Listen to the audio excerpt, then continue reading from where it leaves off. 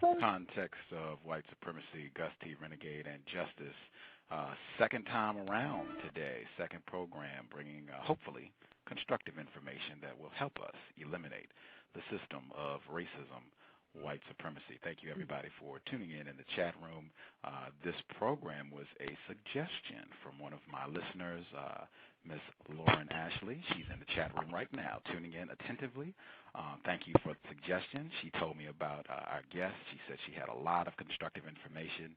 She sent me some of her lectures where she was talking about the importance of words. And as soon as I saw this, I was razor locked. If you've been tuning into this program at all, you know we spend a lot of time trying to get a clear understanding of terms, asking people to explain what they mean when they use terms, because we have seen a lot of confusion that ends up in non-white people being mistreated because of the use of words. So I was ecstatic to have the opportunity to have our guest come on today and hopefully help us get some better understanding of correct way to use a dictionary, why it's important to really be cautious and really pay attention to the words and the definitions that they give for those words.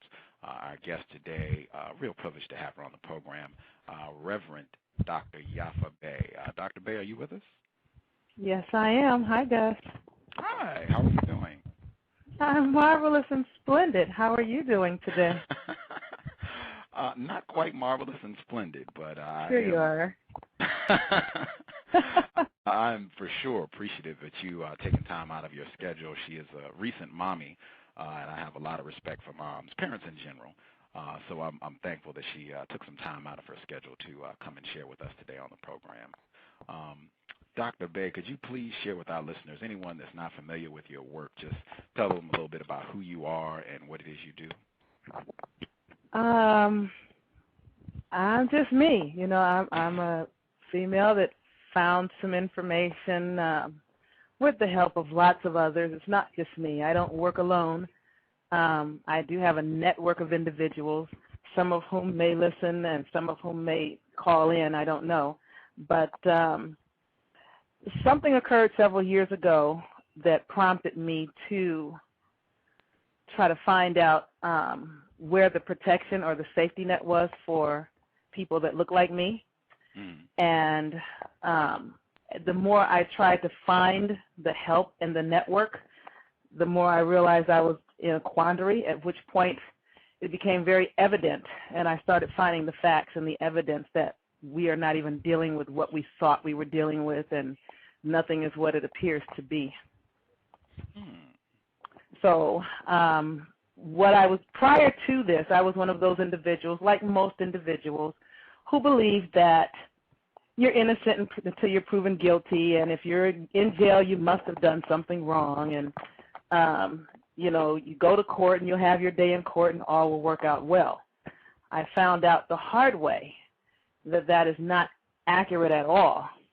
And there are lots of people out there that are suffering the injustice of a system that people keep calling the government, but it's really not. What I tried to do was get some relief, and when there was none there, then the truth started coming out about who and what I was really dealing with, and in the process I found out who and what me and people that look like me here really are. And I'm one of those individuals that it's best not to let me know something that's important to people, because once I know, I'll tell everybody. And if you don't want people to know, then I'm definitely not the person that you should tell. Well, so I did what I do best. I told everybody, and I don't know much. I really don't. So, you know, let me just start out by clarifying that for any listeners or callers. I don't know that much. I'm just an average Joe, but the little bit I know, it's important enough, I think. And again, opinions are like rear ends. Everyone has one. It's my opinion. What I know, everybody else should know. That's it. I respect that. I have a lot of respect for humility. This program, Context of White Supremacy, I have unfortunately concluded that we are in a global system of racism, white supremacy, And the definition that I use for both racism and white supremacy is a global system of people who classify themselves as white and are dedicated to abusing and or subjugating everyone in the known universe whom they classify as not white. Do you think such a system exists, and do you think that definition is accurate? The system exists. The definition is partially accurate. Unfortunately, a lot of people that are what people classify as so-called white also suffer at the hands of this abusive system, because it's really not what people believe as far as so-called white people or people that label themselves white that are abusing everyone else. What it really is a small handful of individuals that have inbred through incest to the point that they have lost their minds and are no longer sane, and as well have lost their melanin. They originally look like so-called black people, but now they look so-called white because they've inbred to a point that they're no longer accurate or no longer right. And they have a problem with people that have maintained their melanin because they're jealous that they don't have it, but they don't want to stop inbreeding to get it, because that will lose the power. They're trying to keep it within certain families, so they keep marrying their own sisters and brothers and cousins and nephews, and oh my gosh. But a lot of the people that think they're so-called white really are not what they think they are when in the eyes of these people that you're referring to. These people look at them as they're not us, and how dare they think they're entitled to the benefit of what we should have. And then they look at those of us that still have the melanin as a threat. So they use the color scheme and the color game to perpetrate injustices on everybody, because they look white, but they originally were not. They use the race card to entice people that are so-called white to turn on people that are so-called black, because they have lost their color and are no longer sane. Right on. Again, our guest, Reverend Dr. Yaffa Bey, my co-host, Justice. She is a non-white female. She's all of 10, but she understands that we are in a system that is dedicated to the abuse of individuals who are not white, and she also would like to get information. Justice, if you are here with us, feel free to go ahead and ask our guest questions. Okay. Can everybody on the call speak at a vocabulary level that I can understand? Thank you. Why do you think English is a problem? English is a problem primarily because most of the individuals that speak the language that is called English learned it in the miseducation system that has been set up to deliberately teach people one-sided, shaded language, whereas when you say something like the word black really means white. But when you learn in school the word black, they don't teach you where words really come from, the etymology, the source and origins of words, and how they began. If you don't know where words began, you're running your mouth and you're talking and you really have no idea what you're saying because you don't know the language. And a lot of people that look like me that speak English, we only speak it because it was forced on us. The way we're speaking it today. It wasn't originally the language that we spoke, or at least not the way it is. So if you teach someone just one side of a thing, they're going to have problems with it, because when you're talking to someone every day and you use a basic word like person, if I'm talking to you and I say something about a person, that means one thing if I'm talking to you on the street. If I walk into a courtroom and I use the word person, it means something completely different. And when people are running around in these different venues, they do not understand that the English is two-sided. That's why our predecessors used to say the white man speaks with forked tongue. They say one thing and they mean something else, and you don't know that because everything you say means one thing. Most languages are very unilateral. If someone says something in a foreign language, usually they mean what they say and say what they mean. In English, you can say lots of things, and depending on who you're talking to, it'll mean one thing, and someone else it may mean something altogether different. And when you have a language that cuts two ways like that, that's a problem, because you're not always on the same page and you're not always speaking the same thing with people, because you think you're saying something and they're thinking something else because they hear something else.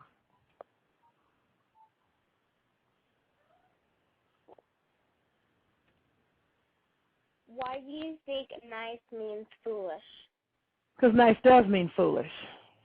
When you look in a dictionary and you look in the brackets and you look at the source and origins of the word nice, it says clearly in the dictionary that it means stupid, foolish, ignorant, and you do not know. That's what the dictionary says. That is what the word means. That's what it originally meant, but it has been shaded and jaded to mean something new, and people think it's a good thing, but it really isn't. It means what it originally meant.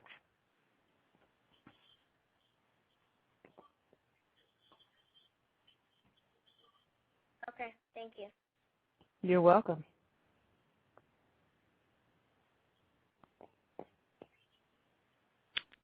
Do you have some other questions you would like to ask, Justice? No, not right now. Okie dokie, I will come back to you. I was curious because in your response that you just gave, you said, the first response, you said that we are in an educational system that is deliberately designed to misinform. Why do you feel that this system is deliberately designed to misinform students about English language? I don't know that it's meant to deliberately misinform all students. I know that it is deliberately designed to misinform students that are the seed or children of the people that were found, subjugated, or so-called conquered on the shores of America. Because when this system was initially set up, people that looked like me were not even allowed in it. We weren't allowed to speak the language, not speak. We were not allowed to read the language or learn the language because they had to finish changing it. And even when the schools were set up, our children were not allowed to attend because there were things being taught that we were not allowed to know. There are still certain places like that we're not really allowed. Our people are the only people that find ourselves excluded from, or should I say, that have non-exclusory things. But when our people finally got into the so-called education system, first we started out by teaching ourselves. We had our own so-called segregated schools with what people considered inferior books. But by force, we were allowed into the so-called Europeanized school system. And then in order to make sure we still didn't learn what everyone else was learning, children that looked like the conquerors were taken out of the schools. Or then we looked up one day and it was all about busing, and the buses went one way. They went from our communities out to European communities, but not from European communities out to our communities, because they knew that sending children into our schools was an inferior education because they set it up to be such. No, by accident. It's not by accident. They have to misinform the indigenous, aboriginal, autochthonous people they found here in order to stay on top of them. It's not in your advantage to teach people that you're robbing a superior knowledge so that they can take back that which you've stolen from them. I'm sorry, I didn't mean to cut you off. Go ahead. Oh, no, ma'am. No, ma'am. I just wanted to be clear. You're saying that in order to maintain a system of injustice where you're mistreating people, it is vital that the people that you're going to be mistreating, you keep them uninformed, underinformed, or misinformed. Oh, that's absolutely accurate. Prime example is when our people were attempting to learn the language, we used to sneak around and sneak the books and try to read in the dark and by moonlight and all kinds of things. Most of our people way back in the day taught themselves how to read the language. But you could be murdered or disfigured or beaten or some other form of abuse for being caught in an effort of teaching yourself to read, or some European, God forbid, trying to teach you to read. But when we finally started learning the language, and I've lost my total train of thought. What was the question again? We were talking about how it's important to keep individuals misinformed or undereducated, and you were saying how long ago non-white people would work themselves to try to become informed about the English language and how to use it, and that white people frequently mistreated them, sometimes even made laws that you could be killed for learning how to read, or if a white person tried to teach you how to read. And I don't know where you were going from there, but that was yeah. Because the reason I lost my train is I forgot your question, and you didn't repeat the question, so I don't know what you had asked me. But that's okay. I just wanted to be clear that you were saying that in order to maintain a system of injustice where you're going to be mistreating people, it is vital that you keep those people underinformed and miseducated. And you said that was true. That was what I was asking. Oh. I still lost my train of thought, but if it comes back to me, I'll give it to you. My sisters say that I have that bad. They say I have craft very bad. Can't remember a freaking thing. I'm working on that. I feel you. If it comes back to you, let us know, because I would definitely like to hear the rest of your statement. So would I. I am very curious as to how you got so involved in really studying words and looking at the etymology of words, and if you could please explain to our listeners who maybe are not informed what etymology means and why that's important when you look at words. Well, as I was telling the youngster, in order for you to know what you're saying, when you utter a word, you need to know the source and origins of the word and where it began and how it began in order for you to know what you're saying. For example, let's take the word American. The word American originally meant the copper-colored, brown-skinned people. Not tan skin, but brown skin. And copper is the color of a United States penny. And if you take a United States penny and put it on the back of your hand, it looks like our people. So the term originally meant the copper-colored races, not tribes, races. That includes all the tribes, and that's going to have to try to omit some of the dissension amongst the people. The copper-colored races the Europeans found on the shores of America when they got here. Today, however, for some strange reason, people think that the word American means blonde skin, like they say all American. That's blonde-haired, blue-eyed, pale skin. And I submit to you that the term American means today what it always meant, but you'll only know what it means today if you know what it always meant. And in order to know what it always meant, you have to know what it originally meant, and you have to know the etymology of the word. It had nothing to do with Amerigo Vespuccio. It had to do with the people that they found here. That's just an example of a word, not knowing what it means. Just like the word black. When you look in the dictionary, originally the word black meant pale, bleached up, and white in color. But today, for some reason, it means dark and heavy melanin in color. But I submit to you again, it means today what it always meant. And you'll only know what it means today if you know what it always meant. In order to know what it always meant, you have to know what it originally meant. Do you think these examples of where definitions of words have been altered or changed completely, do you think that is purposely done to reinforce, expand system of injustice, what I'm saying, system of white supremacy? Absolutely.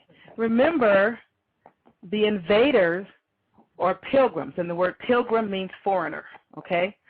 The pilgrims who stepped off the shores, who now demand all these papers from everybody that's originally here.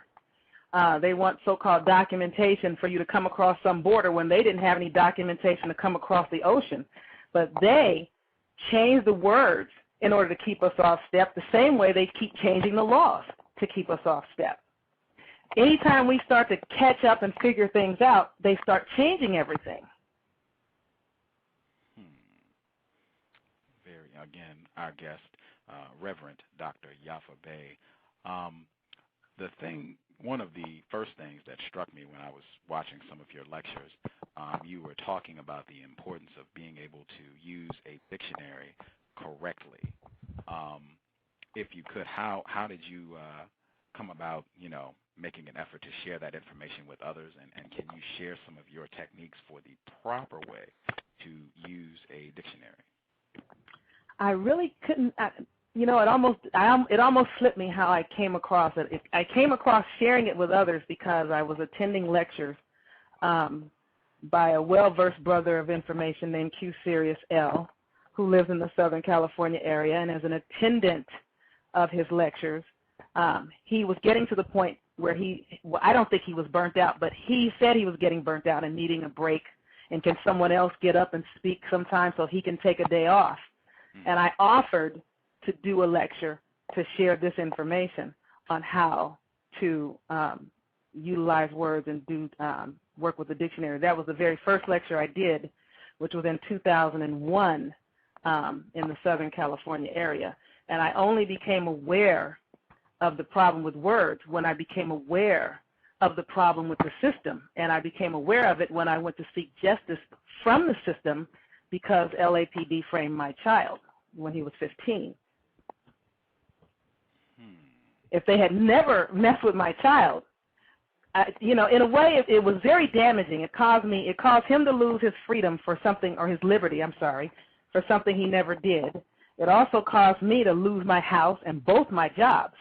At the time of the incident, I had 2 jobs. I was renting cars every weekend. I had a wallet full of credit cards and things like that, and I was content to just go to work every day and do my thing, and he was content to go to school and do wrestling and football and basketball and track. He was minding his own business, but he was stopped sitting on a bench. He and a friend of his were sitting at a bus bench in Los Angeles, and a car with 4 officers jumped out of the car. 2 white officers, or so-called white, 1 Asian officer, and 1 so-called black officer. The officers all jumped out with their guns drawn on these 2 boys that were sitting on the bench. The Asian officer frisked my son. He and his friend get up against the wall. Where's the gun? Where's the gun? They didn't even know what they were talking about. But they had my son get up against the wall, and his friend got up against the wall side by side. The Asian officer searched my son, and one of the so-called white officers searched his comrade. When he was done searching my son's comrade, the so-called white officer stepped to my son, who had already been searched, and put his hand down my son's pants and squeezed his phallus, his nuts. And when my son turned around and started cursing him out, he was 15 at the time. He was like, "Man, what are you doing, squeezing on my yada yada, whatever?" And he was like, "Hey, this is an official police cock search. If you don't like it, we can go down to the station and do it right." Because we filed, which my son did not want to do, he said, "I don't want a problem with them because they don't act right. They're not a fair system."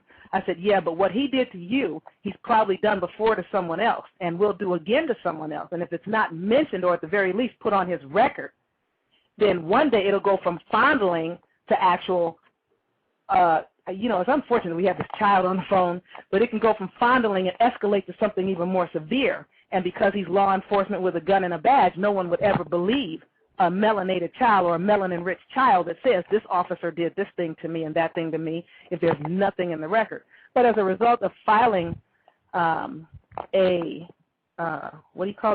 internal affairs complaint with the Internal Affairs Division of LAPD, which at the time, because the Rodney King Rebellion had already occurred, I was under the misimpression that they had made some sort of a civilian review board. And I was ignorant about words and what was going on. I didn't know that internal affairs meant the police investigate themselves. Well, that's a waste of time. But because we filed a complaint, all of a sudden they turned around, and about a month later they started setting my son up. After they said, "Oh, we don't find anything that happened. This is unfounded." Then they created a string. Well, they didn't create, but there was a string of armed robberies that were occurring at the store near the bus stop he was sitting at. All of the robberies were different perpetrators that had totally different descriptions. None of these individuals looked like my child. I think one looked like my child. But somehow they came all of a sudden and said, your child has committed a string of 11 armed robberies. Most of the time he was somewhere else. All but one of these 11 robberies didn't fit his description at all. 23, 27, 18, 35, 40 years old, bald head, light skin. He was brown skinned with long hair, and I think that's why the officer fondled him, because he had long hair at the time, and I guess he assumed some things. But because of that, when LAP went after my child, and then I went to try to get recourse, which was to no avail, because he was guilty until we proved him innocent, and we couldn't prove him innocent, because everything we said, everything we brought to prove his innocence, they just shot it down and didn't accept it and whatever. But once that was done, my attempts to free him is where I started finding about the injustice of the system, that I thought you were actually innocent until you were proven guilty. They would have done well to leave him alone, because to this day I would have my house and my 2 jobs, and I'd be running around minding my own business, renting cars every weekend like I used to do.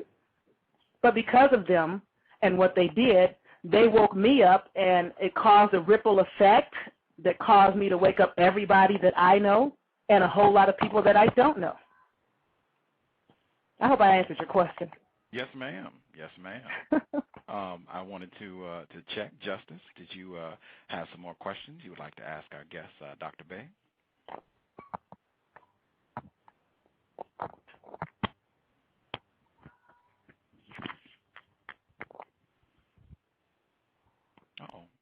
Justice, are you with us? Hello? Okay, we can hear you. Do you have some questions you would like to ask our guest?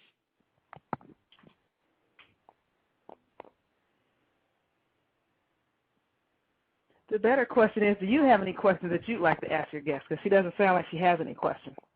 Oh, I got mine written down. I just wanted to check, because I get tied up. I get going, and then I forget that she's here as well. If she doesn't, I'll go forward. But do you have some questions, Justice? Yeah. Okay.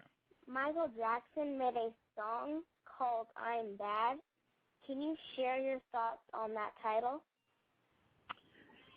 You know, I shared my thoughts on that title, and I'd love to share my thoughts on that title. However, I admire Michael Jackson and his work.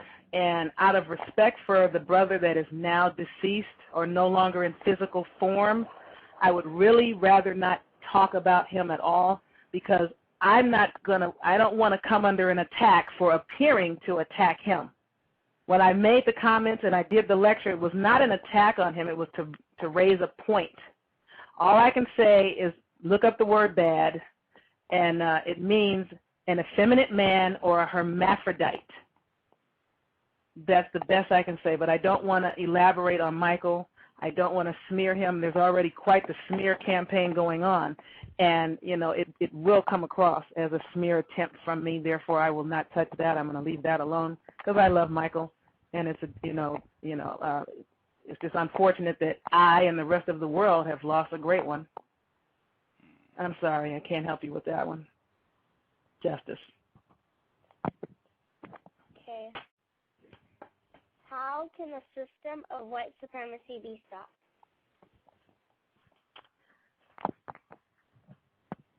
Right now, I don't think there is a system of white supremacy. As I said before, I think it's a system of what people would call black people that inbred so much that now they look white. And because they have major issues with themselves, they displace their illness and their lack of sanity onto others.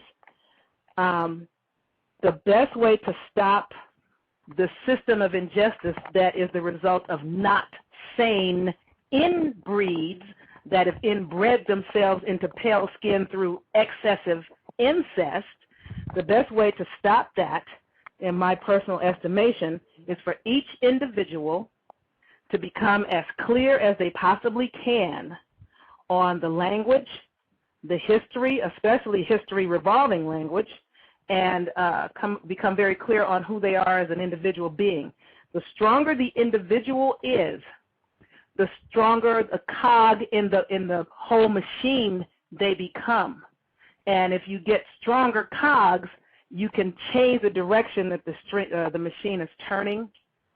Or you can get these cogs, because of their individual clarity, to start pulling out of the machine, and eventually if enough pegs pull out of the machine, it will fall apart. It's like a pyramid. If you take a bunch of bricks and you want to build a pyramid, you should start with very solid and sturdy bricks at the bottom and then build up on top of those with other sturdy bricks. That way, by the time you get to the apex or point of the pyramid, if someone knocks off the head of the pyramid will still stand because the bricks that are holding it up are strong and sturdy, which means they're clear and they understand and they know what's going on and they know who they are. However, if you do what most of our people have done through the generations, which is try to build a pyramid from the top down, when you take out the head or the apex of the pyramid, the whole pyramid is gone.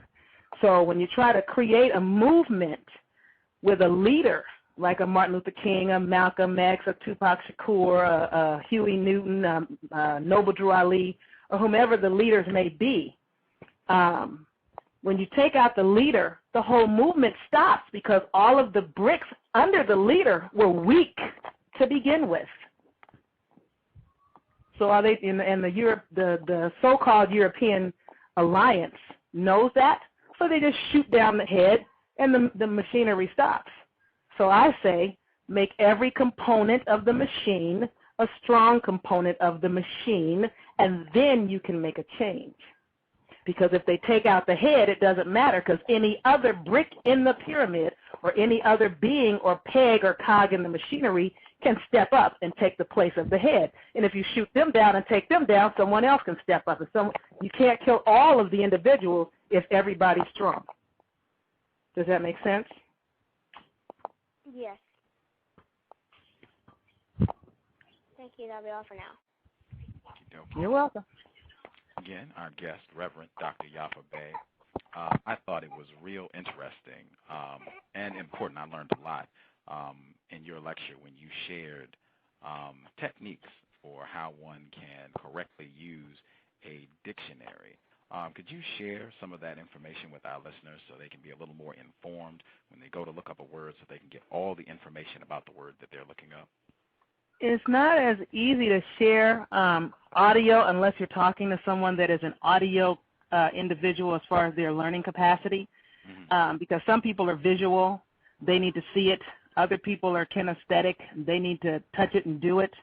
But for those individuals that can learn by hearing without seeing, you have to find the brackets in a dictionary, and the brackets look like parentheses, but they are square. Usually they are at the very bottom of the definition of a word. Like, let's say you have a word like, as Justice was asking, bad.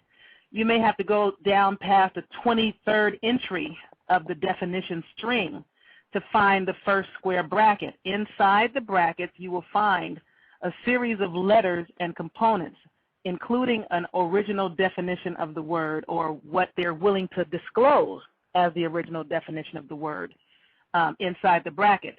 In other dictionaries, however, the brackets are immediately behind the word. When you look at a word, just to the right of the word is going to be the first closed-in bracket that's facing out, open on the right, and then it'll have everything inside of there. It may have some left letters like AF or the letter L, the letters HEB, which mean like Anglo-French, Latin, Hebrew. It may say JAP, which will tell you the source of the word, meaning if it goes in the closed brackets and it has the letter L, that means that the word originated with the Latin, or at least as far as they're willing to disclose, it originated with the Latin. And then it will tell you what that word looked like in Latin, and then it'll have the original meaning of the word in the brackets. And then outside of the brackets, they'll give you a string of all the meanings that they're utilizing today. But there are dictionaries out there that don't have any brackets at all, and they're just a total waste of money. They should be tossed in the garbage. They're really no good if they have no brackets, other than Oxford's, which has, for the most part, on average, the volumes that look like encyclopedia sets of an Oxford set do not have, on average, the brackets, because they have multiple entries for a word, and they'll have the sources of the word. Unless you get an Oxford that is a single book edition, then frequently they will have the brackets, and sometimes not. And again, if you are visual, that doesn't help you at all. Oh, for sure. And again, she has her own website. It's linked in the description for this program. You can click her name. It'll take you to her website so you can get her material and see some of her lectures. If you are a visual learner, she breaks all this down. It's on a blackboard. Also very helpful if you're getting this information, if you have a dictionary right in front of you so you can look for yourself and find where the brackets are and all that good stuff. So you can play the program back, and hopefully you'll have a dictionary with you, so that will be helpful. Well, let me just say this. For the individuals that missed what you just said, my website is yaffabey.com. That's Y like yellow, A, F like Friday, another F, A, B like boy, E-Y, yaffabey.com. If you go there and you get to the dictionary definitions pages of my website, on page 1, and actually the initial page, the cover page that I just gave you, tell you how to look things up. But if you're looking at one of my lectures, I always caution people to do what a lot of people refuse to do, which is have your dictionaries at your side or in your lap when you're watching the lecture. When I do a word and I'm going over a word, you hit pause, you open your dictionary, you get on the same page and the same word with me. And when I go over the word, you look in your dictionary to see if I'm telling you the truth. People that fail to do that hear what I'm saying and go, this woman is crazy, because what I'm saying, they've never heard it, it doesn't make any sense to them, and they turn the lecture off and think that I'm a nut. Because when I say things like the word nice means stupid, if you're not looking at that with your eyes and seeing it for yourself, you think that I am just off the wall and on some sort of trip. Wow. Do you get that often from people who they don't look at the dictionary, they just, listen to the lecture and hear you saying these things about word meanings, and they just think, oh my gosh, she's just a nut. You get that often? Oh, absolutely. I get that from lots of people. For the longest, I got it from multiple relatives. I get it from people that I know and people that I don't know. There are people that I would give a lecture to, and they'd show it to a room of people, and oh my gosh, forget it if it's a room of religious types. If they go to church every Sunday, religious types, they really want to talk to me. People come back and hand me my lecture back and go, I need to give this back to you. But I have a lot of people that want to talk to you. A lot of people want to tell you off. It's like, really? Wow. Did they pull out the dictionaries? No, they just got mad at you. And I'm like, well, if they didn't pull out a dictionary, I'm not talking to them. I don't have time to argue with people that are stuck in belief systems, because as a hypnotherapist or a hypnomaya facilitator, I have enough sense to know that logic, evidence, nor willpower will ever overcome belief. People believe what they believe, and if they're stuck in their ridiculous belief system, I have to leave them stuck there, because you will lose. You cannot win with these people. I don't care what book you show them. If you show them a dictionary, they will say, oh, no, you have to show it to me in a Bible. If you show it to them in a Bible, they'll go, that's not what that means. You interpret it the way you want it to interpret it. Or they'll say, well, show it. I don't want to hear from that part. Show it to me in the new book of Revelation. Don't take me to the Old Testament. You can't win. I don't care what you show them. Why bother? I have better things to do. Very interesting. Again, Reverend Dr. Yaffa Bey. We have had a lot of programs where I've had individuals who say that they are white, come on the program, and they will use terms, and they won't give a definition. They won't provide a definition. One person, she suggested that people should use the term white supremacy because that would be helpful in identifying the problem. She would not share a definition for the term white supremacy. And we had another person come on the program. He used the term democracy, and he equated it with racism and saying that they're one and the same. Can you talk about how, if you do not have an understanding of what the word means, that really it really debilitates your ability to communicate effectively? Well, it absolutely does, because then again, it cuts two ways, just like the English language. Mm. It cuts both ways.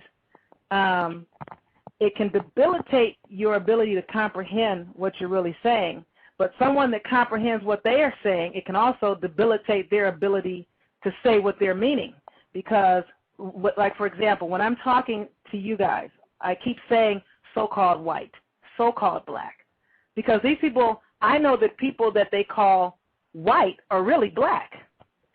So if I say black, people that don't know what I'm talking about will totally misunderstand what I'm saying.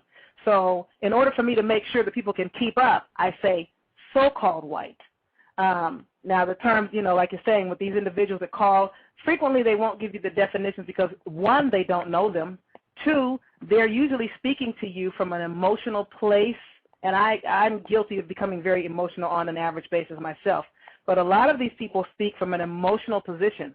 They're not coming with evidence. They're just coming from, I'm white, I'm right, and my people have all the might kind of standpoint.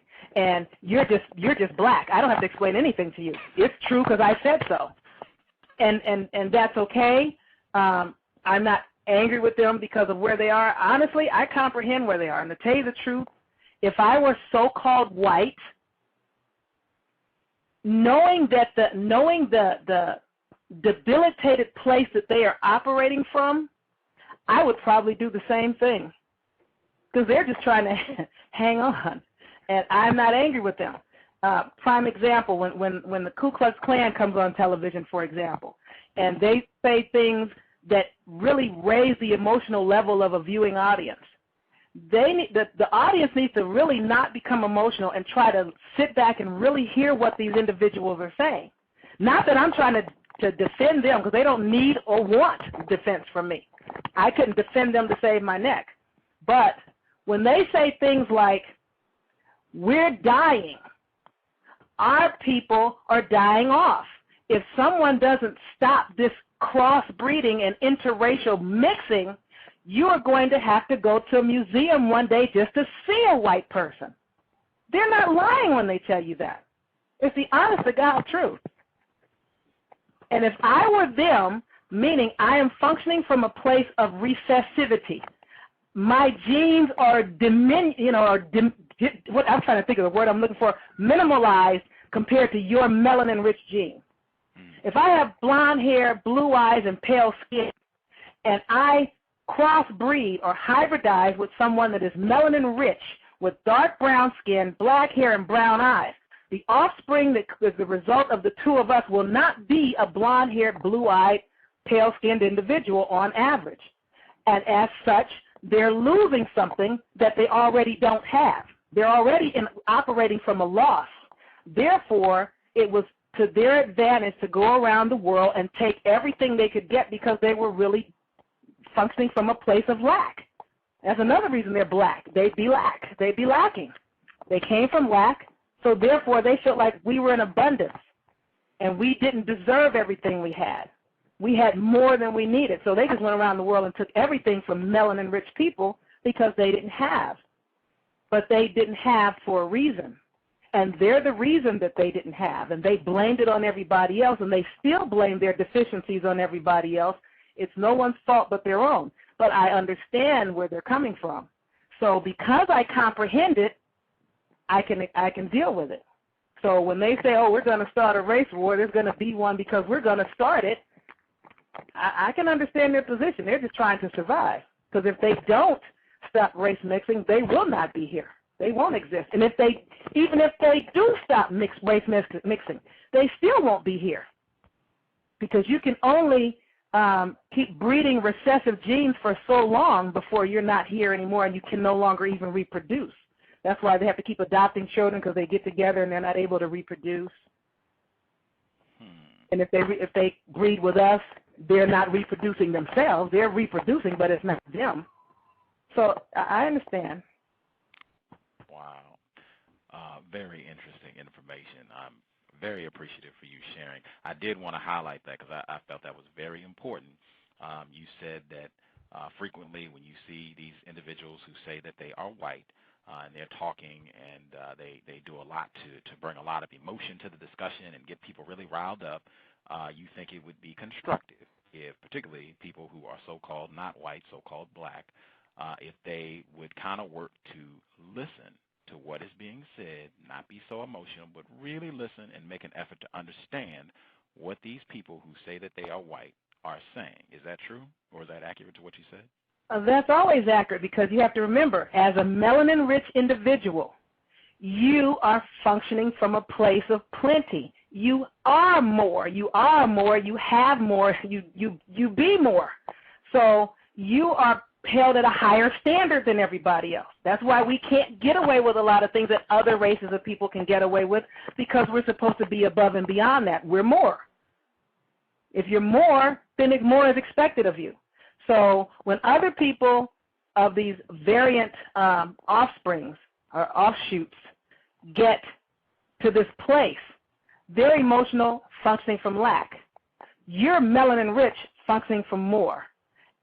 As such, you are supposed to hold your position and hear them out, because you have more of the power and capacity to feel and comprehend what they're saying, because you're melanin-rich, which means you're full of senses and sensitivity, and that's why we're more compassionate and more empathetic and more sympathetic. We have more melanocytes. Therefore, we have more feeling. We have more senses.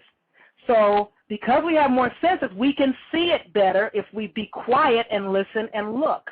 These other individuals oftentimes are functioning from a very lack place.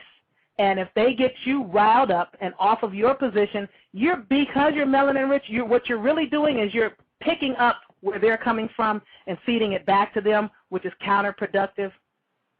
You don't realize that's what you're doing, but it's counterproductive to pick up their emotional place and bring it in and absorb it into your melanin and then spit it back at them as the hostility they're giving you.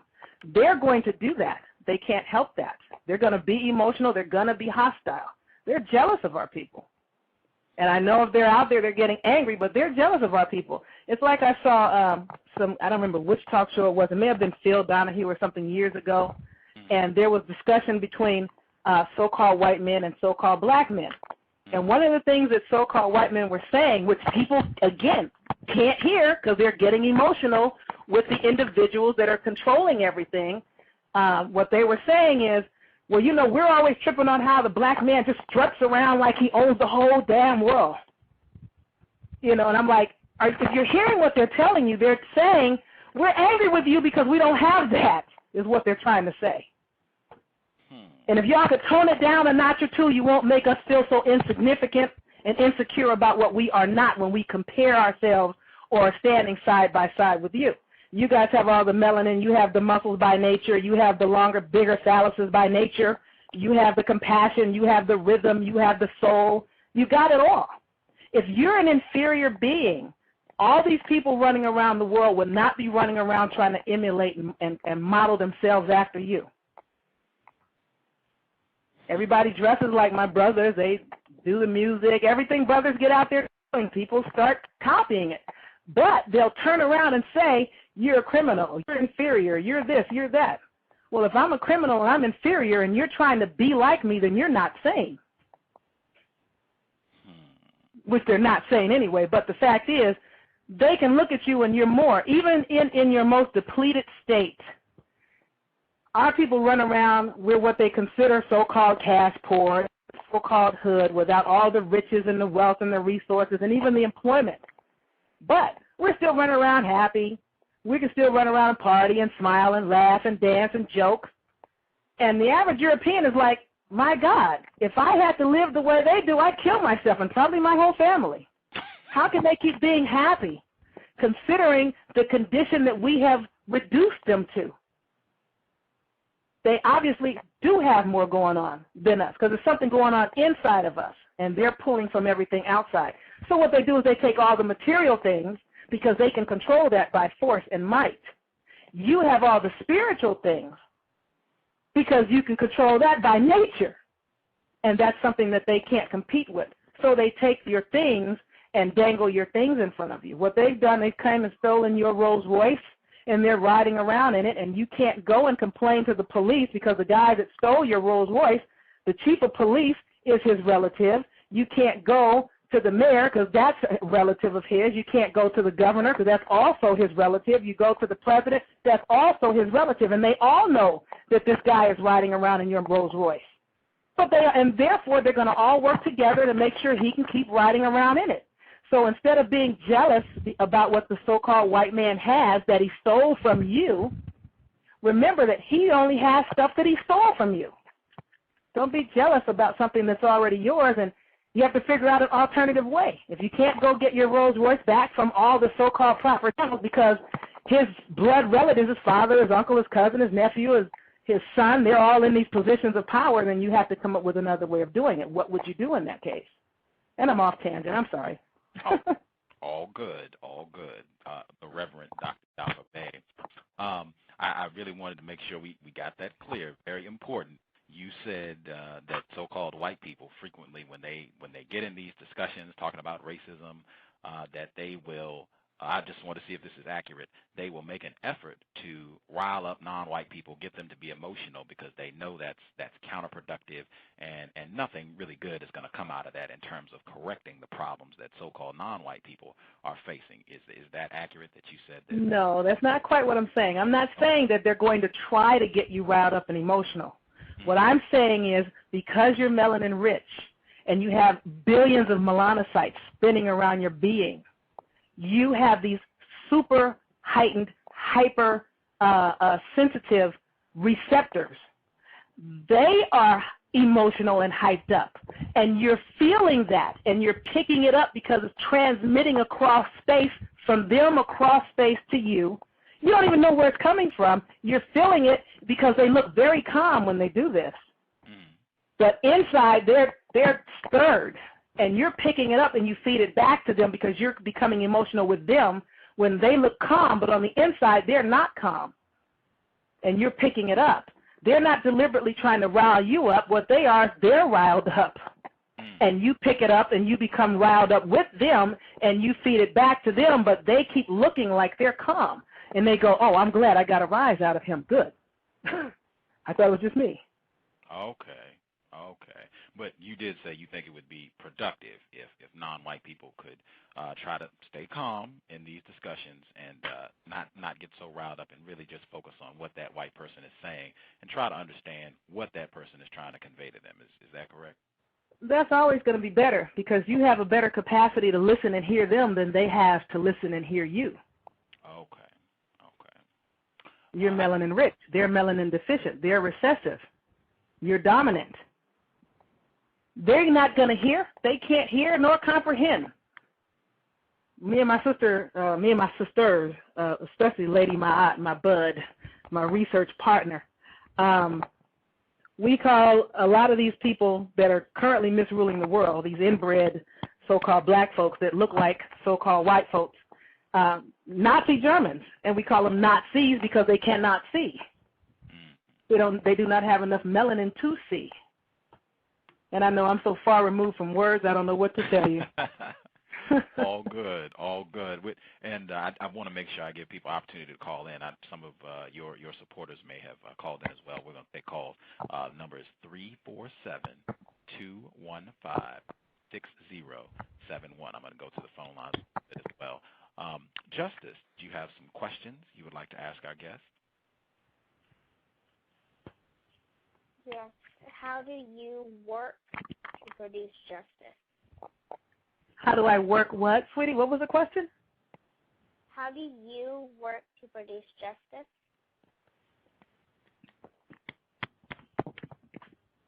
Interesting that Justice would ask about justice. I don't really work to produce justice because to me that's a little bit out of my realm of expertise. I work to share the clarity that I have, which isn't much. I don't know a lot. I just know some things.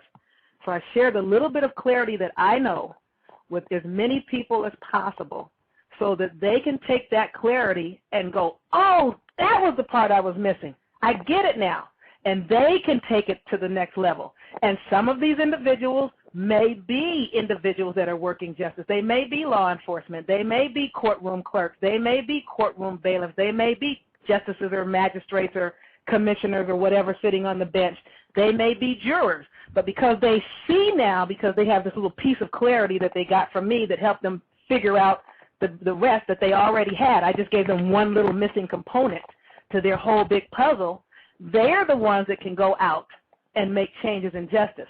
Because, for example, if you're law enforcement and you watch one of my lectures and you get a little bit more clear on what is going on, then that's something that you're better able to comprehend when you encounter someone on the street and they say something to you that you would have just threw handcuffs on them and threw them in jail before, but now you comprehend what they're saying, so you go, okay, no problem, I'll get the next one.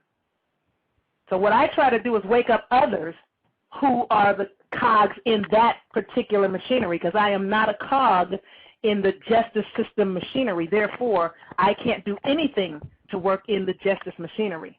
But, you know, they've made a mistake. You know, I don't know about a mistake. I have a traffic ticket that I got recently, and I submitted one whale of a legal brief, my very first brief ever.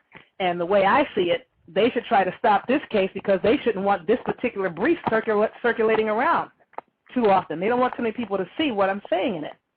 But the more people that see it in the system, be they clerks or commissioners or judges or whatever, the more it will help wake them up as well, just because they see it and they'll go verify, dang, this is true what she's saying. That's how I can make a difference. But I can't sit on a bench and do anything, and I'm the last person they'll pick for a jury. Because if they ever pick me as a jury, everybody's walking. I hope that answers your question. I can't do anything with the cog of justice. I'm sorry to say. That's not my forte. Okay.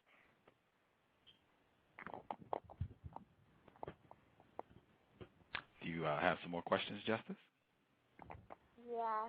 Okay. How do white people practice racism, white supremacy? How do white people practice racism and white supremacy? Yes.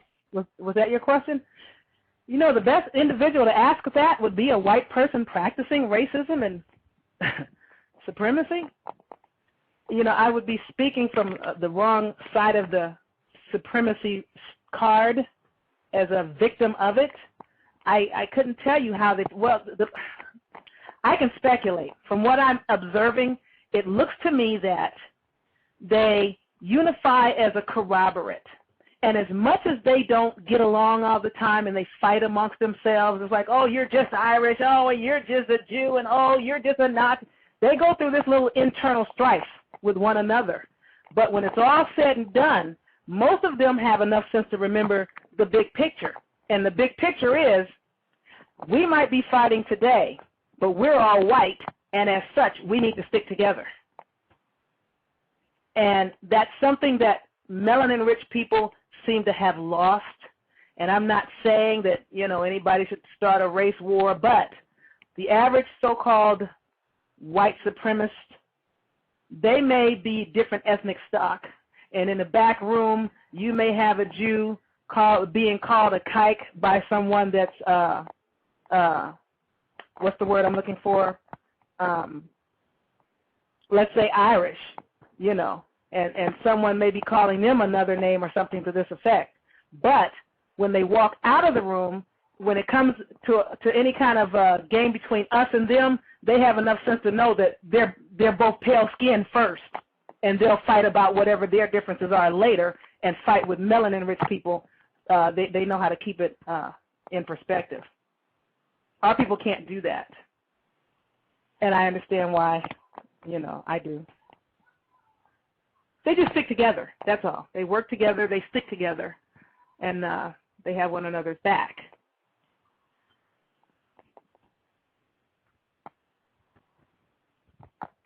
Okay, that'll be all for now. Thank you. Outstanding. Dr. Bey, you have quite a few folks that have called in, so I'm going to try and get some callers. I had a couple more questions that I wanted to ask. You just used the term victim, and I feel that I am certainly a victim of racism, white supremacy, and have been for a long time. One of the things that I have seen, and it sounds very similar to what you have experienced, where people will get angry with you and haven't looked in the dictionary. When I say I am a victim of racism, people say, oh my gosh, non-white people, so-called non-white people, and so-called white people will say, oh my gosh, that you shouldn't say that you're a victim. That's horrible. And I'm saying, well, wait a minute. You know, what is a victim? Someone who has been subjected to mistreatment, injustice. That is me. I am a victim. And they will jump up and down and say, you shouldn't use that. You shouldn't use that. You just said that you're a victim.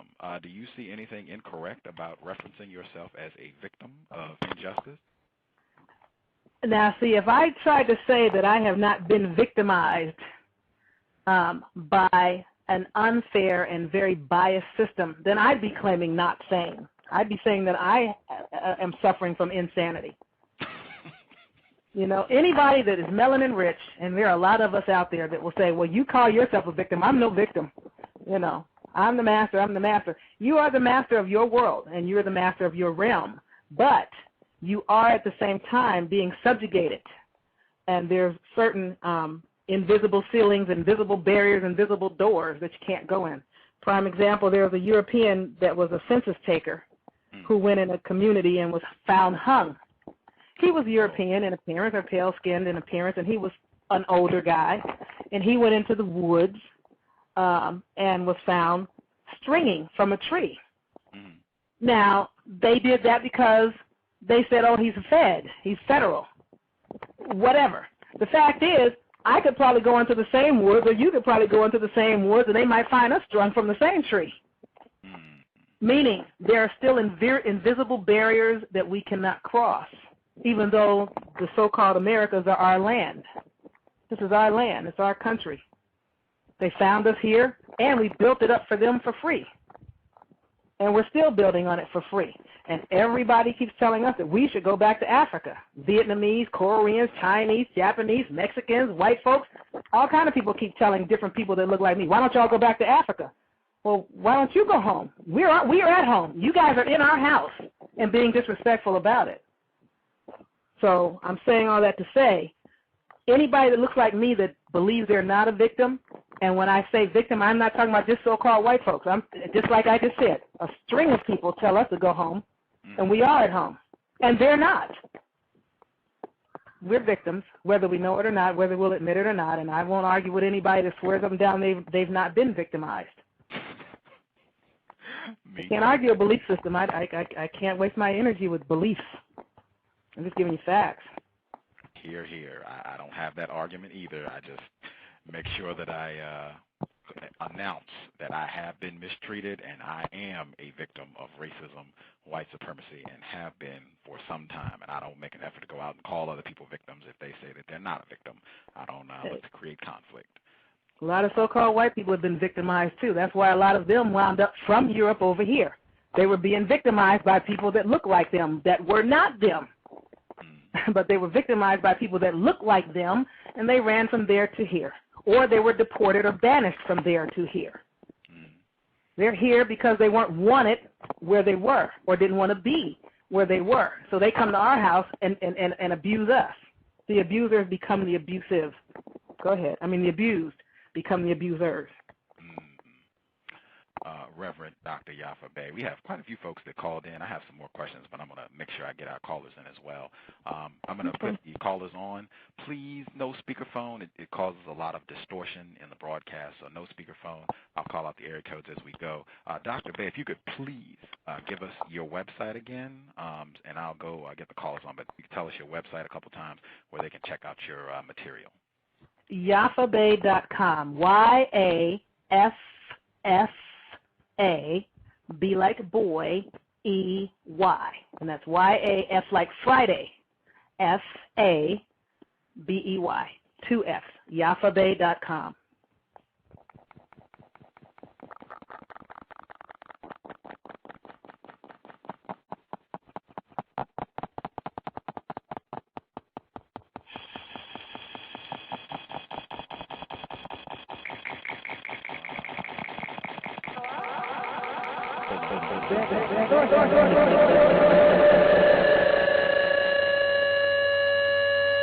All of you reverberating.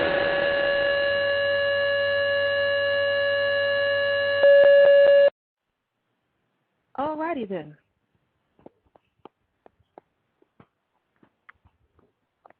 Okay.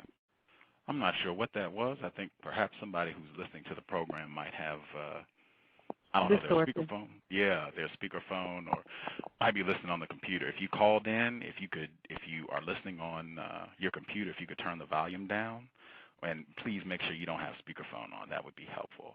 951, are you there with a question? Greetings, Gusty Renegade, Justice, and the Reverend Doctor. Thank Hi. you for hosting this program today and participating. Reverend Doctor, I was curious to know if you could break down the etymology of the term black. And you may have done this. I started listening to the show half an hour late, so if you answer this question, I apologize. No, I haven't. The word black has a few spelling variations. B-L-A-C-K, B-L-A-C, B-L-A-E-C, B-L-E-A-K, B-L-E-A-C-H, like chlorine, and B-L-A-K-E. All of those words mean bleached up, pale, and whitish in color. And if you look in the brackets of any of those words, if the dictionary is any good, that's what you'll find. And when you get in the brackets, you'll see that they're all the same words. They all derive from the Old English B-L-A-E-C, which means pale, P-A-L-E, pale. Thank you very much. You're very welcome. 951, if you have some other questions, you can hang tight. We had a couple folks called in. 490, that's 490, you're calling in from area code 301. Did you have a question? 490, calling in from area code 301. Did you have a question? Not hearing them? Okay. I will get to some of the other callers, see if they have a question for us. Hang on 1 second.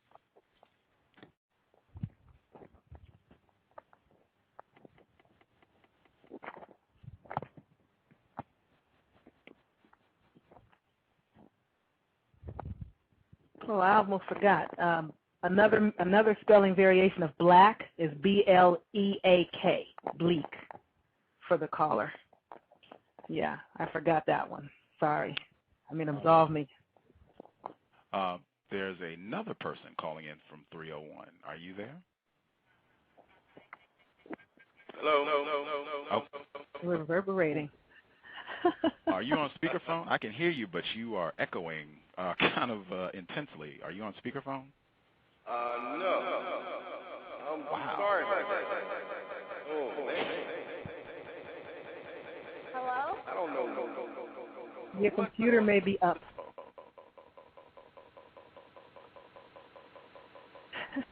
Wow. Hi.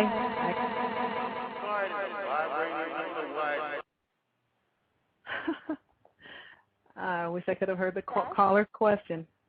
Who's this, Justice? Yeah, hello? Wow, that is, I have never experienced that before. What was that? That was a reverberating. Wow. 301, if you could, I don't know, if you can call back in so that the distortion isn't there. I want to get your question, but it's pretty challenging with the distortion that's present in the line. It may go away if they turn down the audio on the computer, like you said. Go ahead. Please, if the person that called to 301, if you're listening on your computer, please take her advice and turn your audio down. That might be causing the problem. There was someone that called in from area code 111. Are you there with a question? Does that exist? Apparently so. If you called in at 111 and you have a question, go right ahead. Okay, she might just be listening. I had other questions I will get to in the meantime, and I'll check the switchboard. So just call in, and if you called in, you can press 1. That'll let me know so I can get to your question. And hopefully 301, if you call in and your volume's down, I definitely want to get your question. In terms of just looking to have constructive communication and really being cautious with your words and making sure that the definitions that you're using are really expressing what it is that you want to share with other people when you speak. Have you found that being more precise about words boosts your communication in terms of being able to articulate yourself better and understand what other people are trying to share with you when they talk? Absolutely not. It has actually complicated things. Really? Absolutely. Absolutely. How has it complicated things? it makes it complicated because when you're conferring with someone or conversing with someone and they're saying things to you that you would prefer not to be around. For example, you're talking to someone, they're like, oh, bless you, child. May the Lord bless you, child. You know, I'm standing there, you know, wanting to grab garlic and wave it, you know, because I'm feeling like the word bless means curse. So being clearer of what is being said to you makes it convolutes your capacity to actually have someone speak to you, because it makes it harder to actually hear what they're saying. And I had to stop being an individual that was always correcting everybody and telling them don't say this and don't say that. It made it very difficult for people to even talk to me. And as such, it made a lot of people not want to talk to me. So I've learned that I have to let people say what they need to say, and in my head I need to do a ritual to clear the energy from around my frequency when they do it. Not to mention the fact that almost everything you say in English is going to be a problem. People are always, see, now I'm what they call a foul mouth. You haven't heard it on this call, but I do what they say is a lot of cursing, like a sailor. And people are like, you curse a lot. And I'm like, well, you speak English. You curse more or just as much. You know what I'm saying? As long as you're speaking the language, you are cursing. So it's very difficult for me to actually interact in this language, because once you get clear about how the language operates, you really kind of want to become telepathic and just communicate with images and don't use any words at all. It's hard to talk. It's hard to speak. That's why I started trying to teach myself other languages, which didn't really help, because, you know, you can teach yourself another language all day, but unless you have someone else as dedicated to learning the language as yourself and willing to speak with you on a regular basis so you can maintain the language once you learn it, you'll lose it very quickly. I mean, you know, I knew French, which I learned in school. I learned Spanish in school. I taught myself Hebrew and kind of forgot it. Actually, I thought I forgot French until my nephew came over last week needing help with his French, and I was surprised at how much of it I remembered. I thought I'd forgotten Spanish until I was trying to create cheat sheets, and then I realized how much of it I remembered. I'm teaching myself Japanese. I mean, you know, I'd like to speak another language, but I need someone to talk to. And even then, everybody else is speaking English, so I'm going to have to speak and communicate in a language that I've come to not like at all. Wow. And believe it or not, English was originally derived from our language as the Europeans found us speaking. That's why they called it the first dictionary in the United States was the American English Dictionary. It was Europeans trying to transpose what we were saying in American, which is copper-colored races the Europeans found here. That's what the word means. They were trying to translate our language into a language that they could comprehend, and it's become quite the convoluted thing. Now it's this thing where, you know, you throw a bunch of things against the wall, and whatever stuck was English, you know, because they had to decide whether or not they were going to force this convoluted version of English or German down our throats. And they had a little summit to make that decision, and they opted to convolute the American language and call it English. Wow. Hey, Mama. Again, Reverend Dr. Yaffa Bey, I wanted to ask, because one thing that I have noted consistently when I request that people, you know, share with me what they mean when they use a particular word so that I can get a better understanding of what it is that they're saying to me, a lot of times they won't tell me what they mean when they use the word. They will give me a example or a metaphor, like if they use the term emergency, and I say, well, what does that mean? And they'll say, well, you know, you get a flat tire, that's an emergency. And I say, well, that's an example of an emergency. You still haven't really told me what you mean when you say emergency. And they will. That's awful. Okay. Can you share why that is awful, please? Because doing that to people reminds me of what I used to do to people when I became clear of how much of a problem the English language is. It makes it almost impossible for people to communicate with you when you insist that they verify or validate for you or clarify for you and expound on what it is they're trying to say. When they're saying something, they actually think you should know what they're meaning. And most of them, I'm surprised they don't say, well, you know what I mean. You know what I mean. What do you think the word means? Look it up. A lot of times they can't elaborate for you on what it is they're attempting to say because they don't know. They just know what they think the word is supposed to mean, and based on what they know of English, and you're making them reach to a place that they haven't evolved to yet when you do them like that, because most of them don't have a clue that English is the dual-edged sword that it is. So I'm saying that to say you probably make people not want to talk to you either. Yes. For a variety of reasons. Focus on racism is a big one, and I have also found, like you, when you start being a little more careful and just scrutinizing what people say and the words that they use, that tends to turn people off. They don't want to talk to you so much anymore. And here you go. Careful is not good either. The word care means stress, worry, anxiety. So if you're being careful, you're being full of stress, worry, and anxiety. You need to be carefree or careless. I'll say precise. It's impossible. It's complicated. You know, when you do what you said you do, you convolute the discussion and make it hard for a person to finish a point with you. Because if you were to do that to me, as much as I know about words, I too would be stuck. It's like, look, can I finish my sentence or my train of thought before you ask me to start breaking things down? For sure, it is tough to navigate, but I do think that is very important, because I have seen consistently where I either end up being mistreated or someone else is mistreated when people are using terms that they don't bother to define.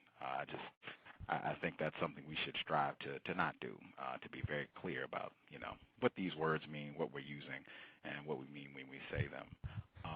I did want to attempt 301. I don't know if he called back in, but I do see him on the switchboard, so I do want to attempt to get his call in. Okay.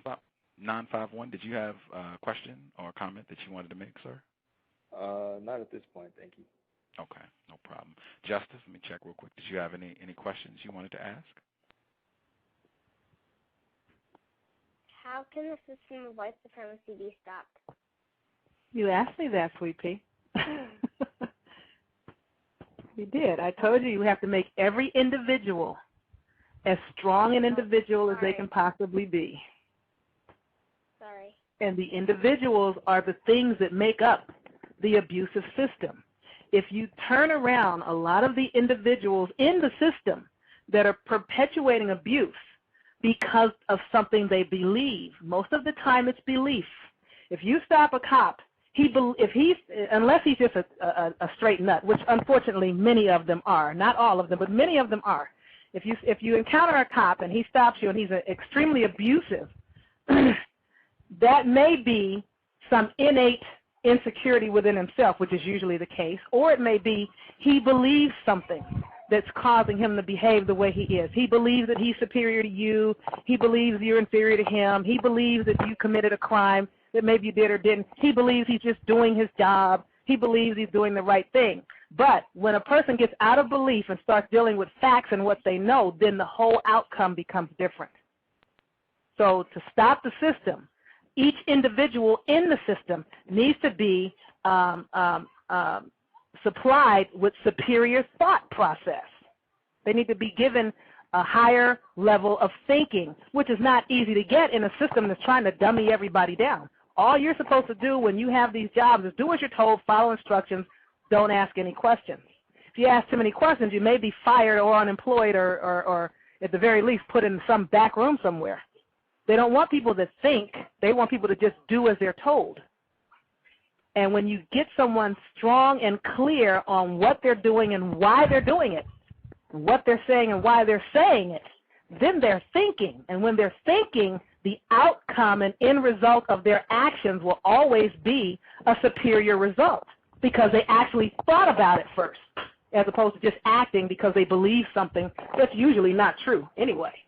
Most belief systems are so flawed and invalid, it's ridiculous. Okay. How does the system of white supremacy harm non-white people directly and indirectly? I kind of think that's self-evident. You have a system where people are executed in the street every day by people that are just doing their job. You have people that are executed by by lethal injection in electric chairs by people that are just doing their job. And those people frequently were put there by jurors that thought they were doing their job, following instructions without being allowed to think, just do as you're told. So, again, the problem is kind of systemic, and I don't even know if I answered your question. Say that question again. Repeat your question, Justice. Okay. How does the system of white supremacy harm non-white people directly and indirectly? Oh, God, we'd have to have another phone call just to answer that question. It's system-wide, and it usually starts from beliefs. And the beliefs are based on the flawed miseducation that most people have received in the schools and from television programming and from movies and everything else. The mind is a computer, or the brain, the brain is a computer. A lot of data is put in. The Europeans, unfortunately, that are controlling the system, control all the sources of the information, or most of the sources of information that are being placed into everybody's computer, starting from kindergarten and preschool in the school system up through 12th grade for those that get that far, and God forbid you get higher education. If you get bachelor's degrees and master's degrees and the PhDs, you're really screwed up. You know, now I'm sure there are people listening that have these degrees, but that's why it's called a degree. The word "gree" means mastery, superiority, perfection. If you get a degree, you've been downgraded and degraded, as opposed to being in gree. You come here in gree, and then you wind up with a degree. You've lost something there. So the stuff is starting at the top. Their system is built from the bottom, and that's, it starts at the top and it goes to the bottom in the schooling and in all the training. Again, like I said, too many people have been told what to do, and they just do as they're told because they believe that's what they're supposed to do. And they don't know any better.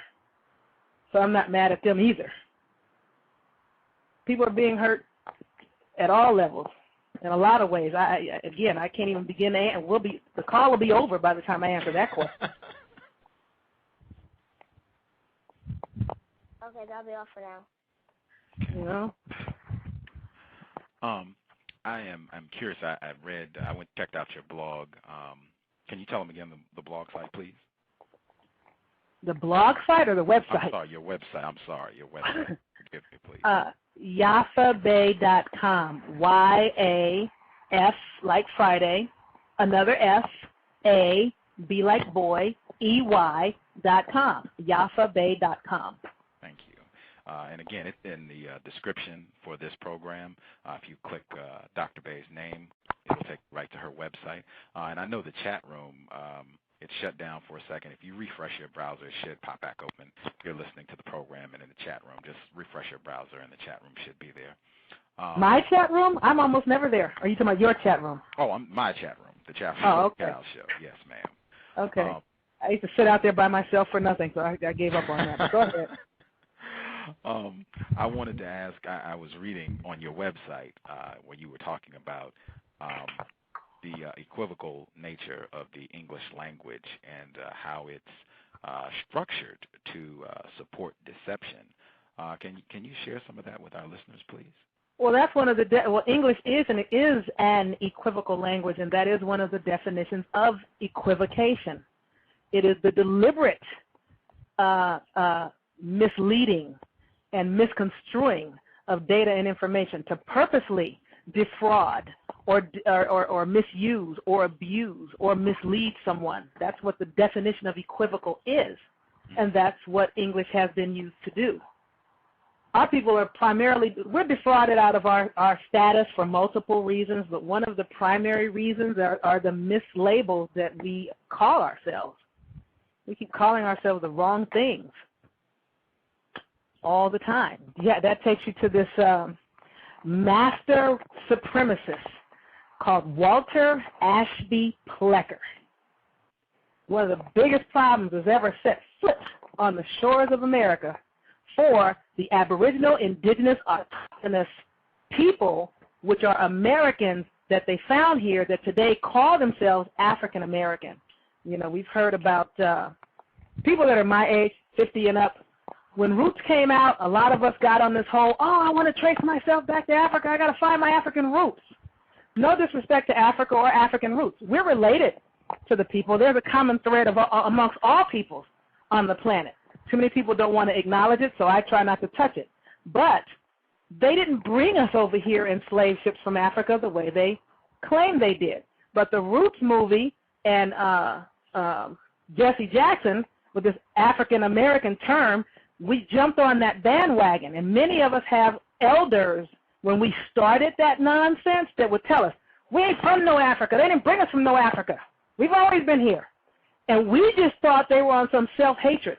Oh, you trying to deny your African roots. You got a color complex. You got a racial complex. When you get to a certain level of comprehension, you realize that your elders were trying to tell you something. And that takes us back to what my sister Lady Ma'at was sharing today with the word peace. The word peace means to be and remain silent. That's what it means. That's the primary definition, which takes us back to what she called to share with me today, the Carthaginian peace. Our people are currently under the Carthaginian peace, and we're stuck because of it. I don't know if I answered your question. I'm good at that.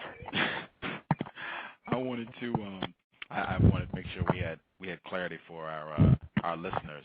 I appreciated the sharing about the deceitful nature of the English language. In your studies, have you found techniques that are helpful in combating individuals who are attempting to deceive you and give you false information or just speak to you in a deceptive manner? Have you found techniques that will help you combat that so that you can get out? Oh, heck yes. Okay. Absolutely. Okay. I'm going to tell you what we've been told, what I've been showed, what's been shared with me coming from the cosmic that I've absorbed into my melanocytes. We're going to beat them with their own information. We're going to whoop them with their stuff. You have to see, the European is very linear. Not all you. I hope these Europeans don't get too insulted. I'm surprised they haven't called angry. They're very linear in the thinking. They're very left-brained. Our people are more holistic and right-brained. With them, you have to win with them one of two ways. You have to either come force for force and fight with the same level of might and kick their tails physically, which you're outgunned and outmanned, and they have a lot of people that look like you behind the triggers of these guns, or you're going to have to use their logic, reason, and verbiage to whip them. That's all you can use with them. They don't want to hear emotion. Where's your logic, facts, and proof?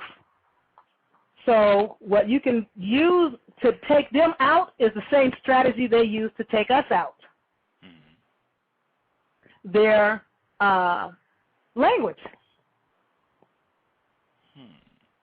And can you share some of the things that have worked for you in terms of using language to combat their system of injustice?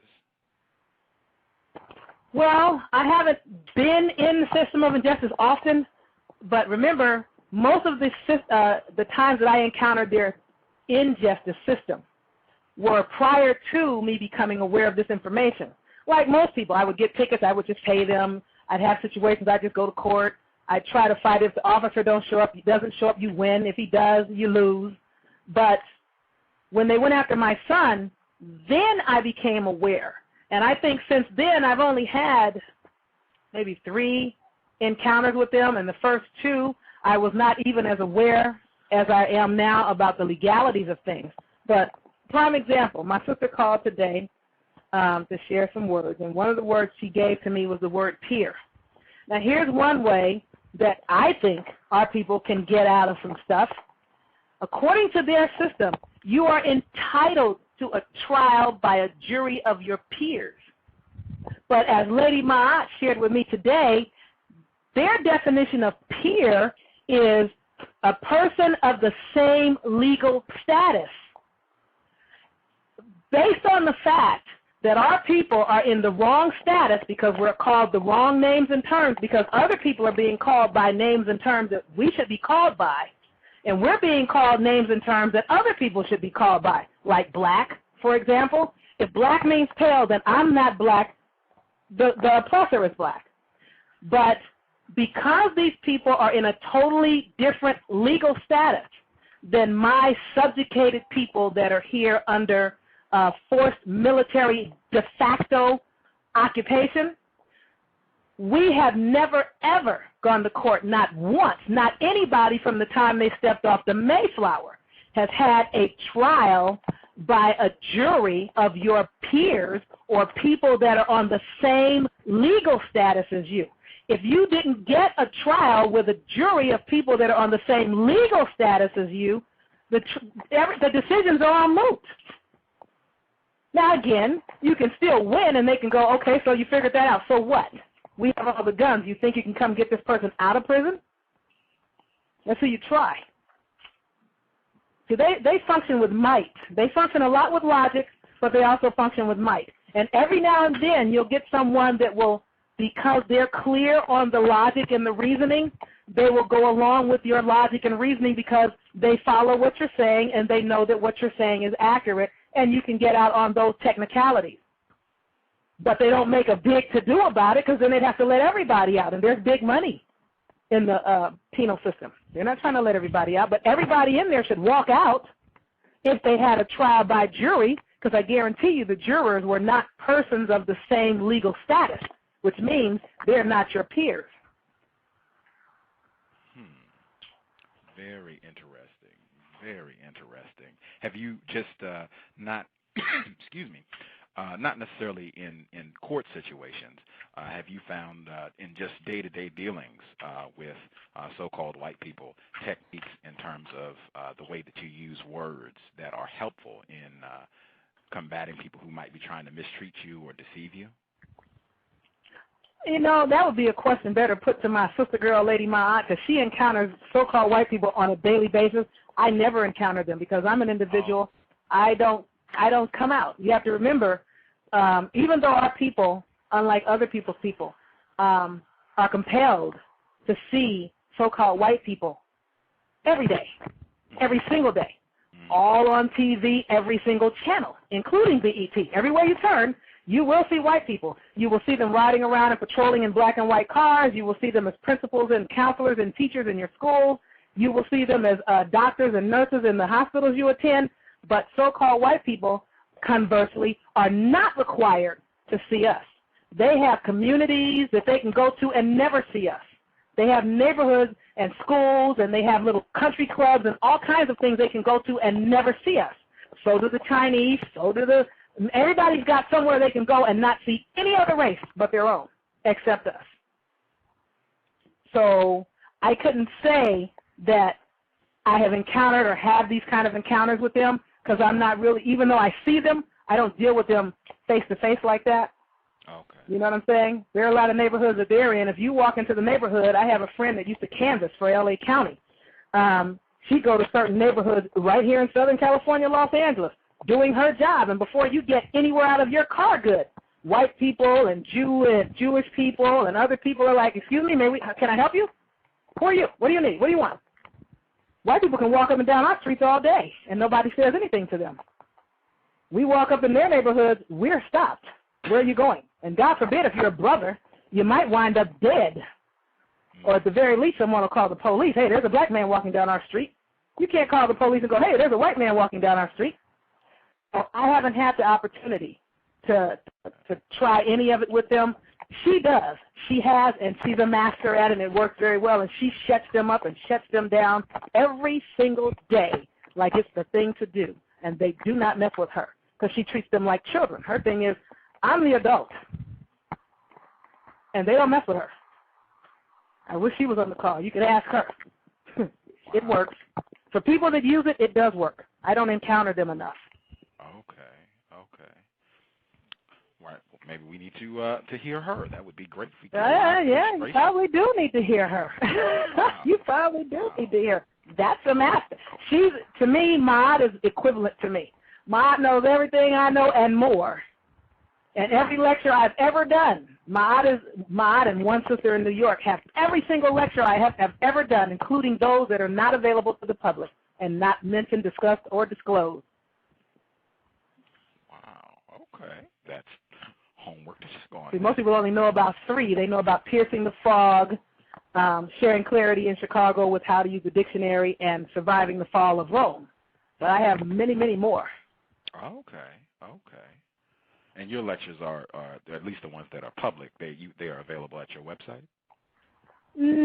Yeah, they're available at the website. If someone wants to contact me, they really need to go to the frequently asked questions section. Or I'll do what I normally don't do, which is I'll give one of my 5 email addresses. They can email me at Yaffa Bey 1 at the number 1, not the word 1, Yaffa Bey and numeral 1 at att.net. Okay, that way. Anybody that wants to get more material, see about getting some of your lectures, they can contact you at that email address? Yeah, I finally found the list. I have people that have been waiting for a few months for me to find my price list. I just found it. I just have to scan it in and then upload it or something. Okay. Yeah. I did want to, I respect and appreciate people who call the program. I wanted to try to get 301 in because he did call in. If he has got the distortion thing cleared up, I want to try and get him on again really quick. So hang on, gang. I will get 301 and anybody else who's called in. Mm-hmm.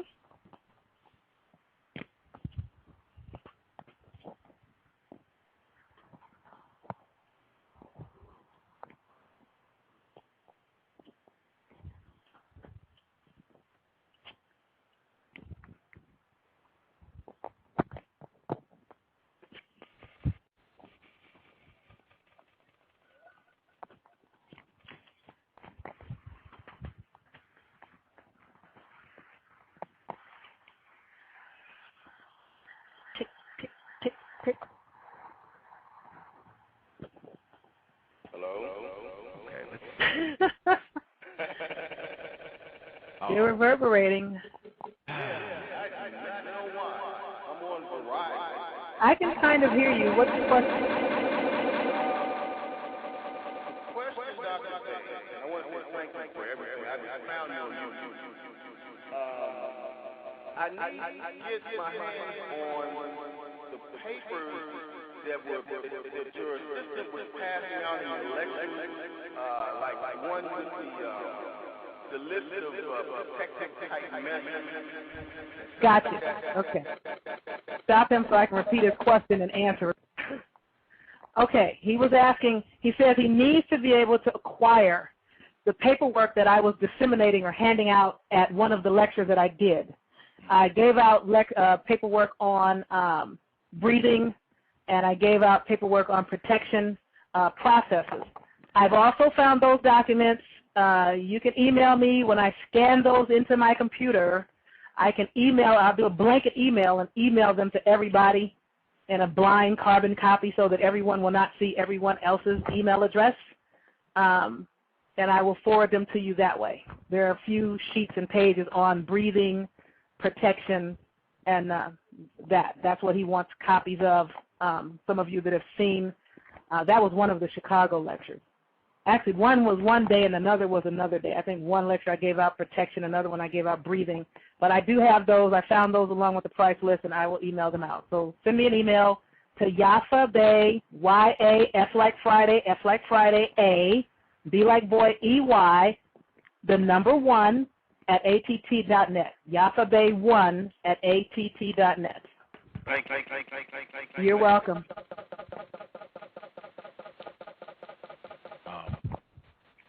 Thank you, 301, for calling in. That is, wow. I've never... that was rough, but I heard him. You are an all-star. I have never heard that happen before with anyone who has called in. Wow. I'm glad we got your question. Thank you for persevering with us, 301. I wanted to check. Justice, did you have other questions you would like to ask? Yeah. Okay.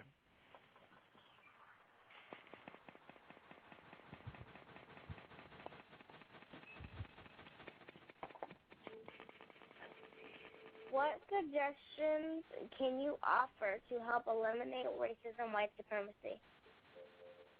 It sounds like you're asking the same question over and over again. What's with the reverberation? It sounds like that same question has been asked and answered 2 or 3 different ways. The suggestions. Okay, let me try it again. The suggestions that I would make are: 1, find out who you are. Try to find out as much as you can about your lineage, your pedigree. That means your parents, your grandparents, your great-great-grandparents, your great-great-great. Go as far back as you can as far as who your people are. And most likely you will find that your people were not brought here on slave ships from Africa as you believe. There are some people that did come here from Africa. They were employed or offered employment or hired from overseas in Europe and other places like that. They paid their own way here, and then when they got here, they became enslaved upon arrival. Many of them left when this whole madness was over and the so-called slaves were freed, but our people were already found here and enslaved and subjected and subdued and conquered here. And because we bought into the African-American, brought here from Africa story, as did everyone else with that misinformation, that is one of the hardest things to overcome. So find out more about your lineage, find out as much as you can about the language you're speaking, and then find out everything you can about those that are subjugating and so-called conquering your people. The more you know, the better you can deal. Oh, Mama?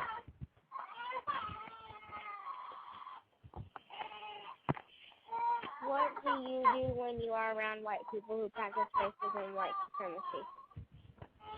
Okay, let me come in another room because the baby's crying and I can't hear you. Say that again. What do you do when you are around white people who practice racism and white supremacy? Well, you know, I'm not around them much, like I said before. It depends on the level of racism that I'm experiencing.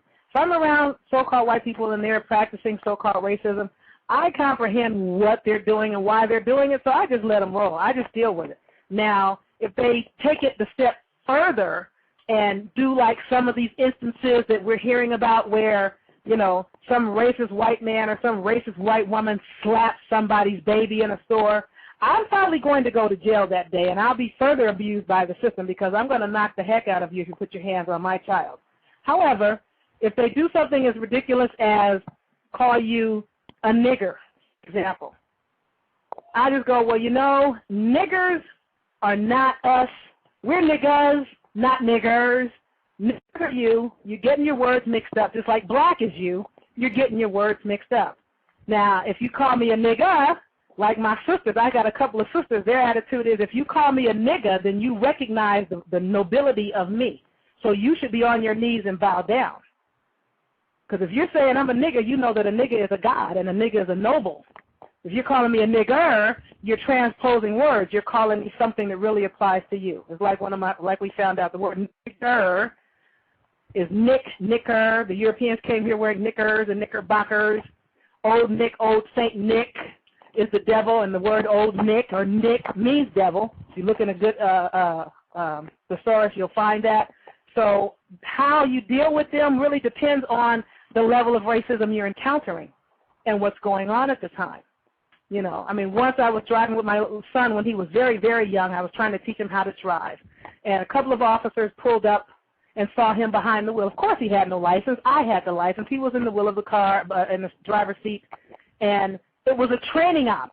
You have to be very, very careful when you're encountering law enforcement officers that are in a training operation because their racism comes in and the level to which they will escalate a training operation also play in. So if you're not cognizant that you're in a training situation, you can wind up dead when one officer is trying to train a rookie officer at your expense today. And they will stop you for nothing, little of nothing, and next to nothing to prove a point when they're doing a training. And if you don't comprehend that, oh, this is a training exercise. And every now and then when I encounter them doing it, I'll say, oh, this is a training exercise. And they go, oh, okay, she didn't figure this one out. You know, but if you say it in front of the rookie, it could be a problem. So it depends on what's going on as far as how I deal with them. It's kind of hard to say. Depends on the severity of the abuse that I'm incurring at the moment. So I'm walking in the door and one of them lets the door slam in my face. I go, okay, and open my own door. No problem. I feel like some of my sisters, they just ignore them, really. Okay, thank you. That'll be all for now. Uh-huh. I wanted to ask, because you had talked before about words and definitions of words being changed to aid in maintaining this system of injustice, what I'm saying, system of racism, white supremacy. Guest that I had on the program before, he's a so-called black person, Mr. Neely Fuller Jr., he was pointing out the term gay used to mean happy. Now it means something completely different. Do you have a view on that term and how that definition has been altered in the use of that term? Well, the term gay meant happy and it still means happy.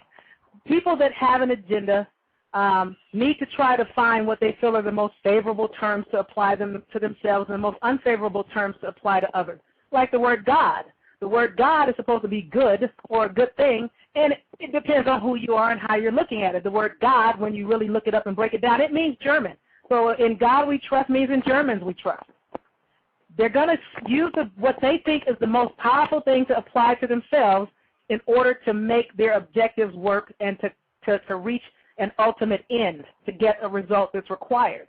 You comprehend that, you just go, okay, well, I see what they're doing. Those of us that comprehend where they're coming from, and I have a lot of brethren that comprehend, or comrades that comprehend where they're coming from, we're really not mad at them. It's like, hey, they're just trying to survive, and they're doing the best they can with what they have. They are lacking, and if you comprehend that, it's really hard to be angry with them. You know, we just look at it as a training exercise, for lack of better words, because we're baby kids. We don't die. We multiply. We don't die. So, you know, they kill us until they're blue in the face. We don't die. But they're doing what they think or believe. Let me not say think, because they're not thinking. They're doing what they believe or have been led to believe they have to do. You know? If you do a lot of research on the Klan and the origins of the Klan and the leader of the Klan, you'll understand the whole nonsense behind that. But you can't share that with members that are in there at this time because they're functioning on a belief. They have been inculcated with their belief system. And for them, it works, at least in their mind. And because they believe it works, they have to keep perpetuating their agenda that follows their belief system. But it's flawed, and it comes from a source of fallacy. And if they trace the stuff back to the source and get all into the source, they'll realize it's a bunch of nonsense. And the whole nonsense has been used to play the color game so that they can keep working this agenda. Because those individuals that used to be so-called black that are in power over the whole planet now, and they're a small group of people. They talk about 300 families. I don't think it's 300 families. It's probably 300 people that are all inbred. They keep marrying their own sisters, their own brothers, their own cousins, their own nephews, their own aunties. Those individuals are only concerned about themselves. They're only looking out for themselves, and they will use any card, be it the race card or the status card or the economics card or the class card, to make you keep fighting amongst your brethren or people that you should be working together with against them. So as long as we're all fighting over who's black, who's white, who's rich, who's poor, who's gay, who's straight, who's got nappy hair, straight hair, light skin, dark skin, they can keep their little inbred family agenda moving full speed ahead because nobody's looking at them and watching them because we're too busy arguing and looking at and fighting with one another. So the best way to stop it really is to wake up and get clear. Know what you're doing and why you're doing it. Know what you're saying and why you're saying it. Because if you know what you're doing and why you're doing it, and you know what you're saying and why you're saying it, now you have a very powerful belief system that you're working from. But your belief is based on what you know, not what you've been taught to think or believe is the truth. You know what's true. Outstanding. Again, Reverend, Dr. Yaffa Bey. Could you please share with our audience, before we close out, could you share with them any information about upcoming lectures that you're working on? If you have new lectures, any new material that you're working on, please let us know so we can be looking out for your material. I had kind of retired from the lecture circuit, but I am going to do one more lecture because I have been asked to do it. And I've been advised that I need to do this lecture even if I have to sit in my living room with a video camcorder that I'm running myself, by myself, to do a lecture on our nationality and status, because that is where we're screwing up. People that call themselves African American are pure blood autochthonous American, or maybe not pure blood. We have a lot of cross-breeding going on, but we're American. We're American. American means the copper-colored races, which is the color of a penny, which is my people. You're the copper-colored races the Europeans found here. They did not bring us here, and a lot of your predecessors will tell you that. Even the ones that have some Africans, they will tell you that they weren't brought here as slaves. Our people were enslaved because the conquerors came here and enslaved us, but they did not import us from somewhere overseas as slaves. A lot of people were transported from South America to North America, from South America to the islands, and then enslaved. A lot of people were transported from one state to another state or colony to another colony and then enslaved. But they found your African American self already here. And if you ask enough elders, they will tell you that. They've always been telling us that. They didn't bring us from no Africa. We're not from Africa. But they don't know how else to put it because a lot of people became gung-ho with the root story, which was written by a white woman, so-called white woman.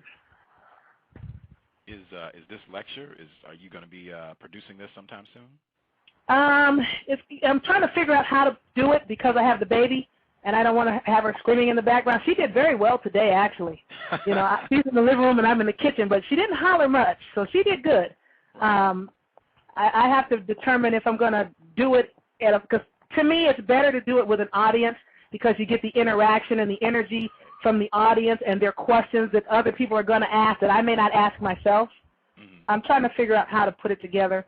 I don't know. I probably need to do it as soon as possible because our national name is American, and our national status is American, autochthonous American, that were found here, not imported. And because of the loss of status, we're in a big, big mess. If you claim you're African American, imported from Africa, you fall under the Dred Scott case. Anybody imported from Africa and their descendants, no matter how many hundreds of years these descendants are out from the imported slave, have no rights at all whatsoever in the United States other than what the United States chooses to give them. And I want people to be very clear about two things, or one thing. There is a vast difference between the United States and America. People keep interchanging these terms. The United States has been infiltrated by a rogue element. A lot of what's being done wrong is not the government. It's the rogue element that's gotten into the government. They've infiltrated the government, most of whom are Nazis. They've gotten in there, and they're working their agenda, and they're saying it's America because when America wakes up, your name is going to already be defamed because of those rogues that infiltrated the United States, which is a military occupation on the backs of America and Americans.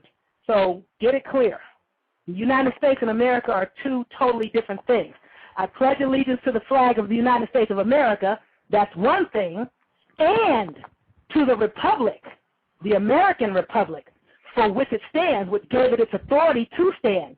That's a totally separate thing. The American Republic and the American people gave the United States the authority to stand because they came here as friends, and then they turned on us and just took over and then said they brought us from somewhere else.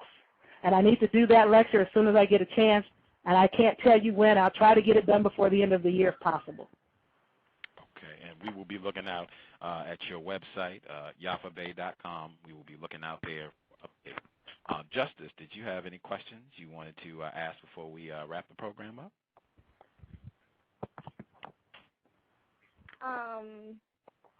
No, but you said that we were about to wrap up, right? Yes, ma'am. Okay, I would like to share my email address. justice.asap@yahoo.com. Outstanding. Justice.asap@yahoo.com. It has been a real treat to have Reverend Dr. Yaffa Bey on the program. I have learned a ton on the program. I hope people, if you're listening at Blog Talk Radio, please check out her website. It's linked right in the description for the program. All you have to do is click on her name. It'll take you right to the website, and hopefully you'll see the updates when she's able to do her next lecture and other material. Thank you a ton, Dr. Bey, for sharing some of your Sunday evening with us. Really appreciate it. Thank you so much for talking with our listeners this evening. You're very welcome, Gus. Bye, Justice. Bye, listening audience. Thank you for tuning in. I appreciate your willingness to hear the little bit that I know. I appreciate it, and I think our audience learned a lot today. If you could tell us your website one more time before we wrap up, please. Okay, the email address I'm going to give to you first is yaffabey1@yahoo.com. I mean at att.net. My bad. That's yaffabey1@att.net, and my website is yaffabey.com. yaffabey.com. Post your questions in the frequently asked section. It'll come to me in an email. I'll repeat to make sure everybody got it. yaffabey1@att.net. That is the email address, and the website is yaffabey.com. Get in touch with Reverend Dr. Yaffa Bey. Get more of her information and future lectures. Thank you again for sharing with us. I can hear the baby now. I think it is mommy time now. Yeah, her been said, hi, Mama. Yes. Thank you so much for sharing with us. We will definitely be in touch, and hopefully we'll get you back on the program down the road. Sure, I'll be more than happy to get back on the program whenever you're ready. Will do. Let me know. Yes, okay. Ma'am. Thank you, everybody, for tuning in to the Cows. I hope this has been another productive program. We'll be back next show is next Saturday. We'll have Dr. Dorothy Fardon on the program. That'll be at 4 p.m. Eastern, 3 p.m. Central, 1 p.m. Pacific. Dr. Dorothy Fardon will be with us next weekend. Thank you, everybody, for tuning into the program. Justice, did you have anything to say before we close out?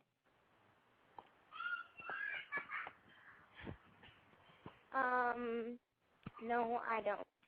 Okie dokie. Justice and Gus T. Renegade, her email address again, justice.asap@yahoo.com. Thank you, everybody, for tuning into the program. Our guest, Reverend Dr. Yaffa Bey. I hope it was constructive. Please continue to work to replace the system of white supremacy with justice as soon as possible. Thank you, and this is the Cow signing out.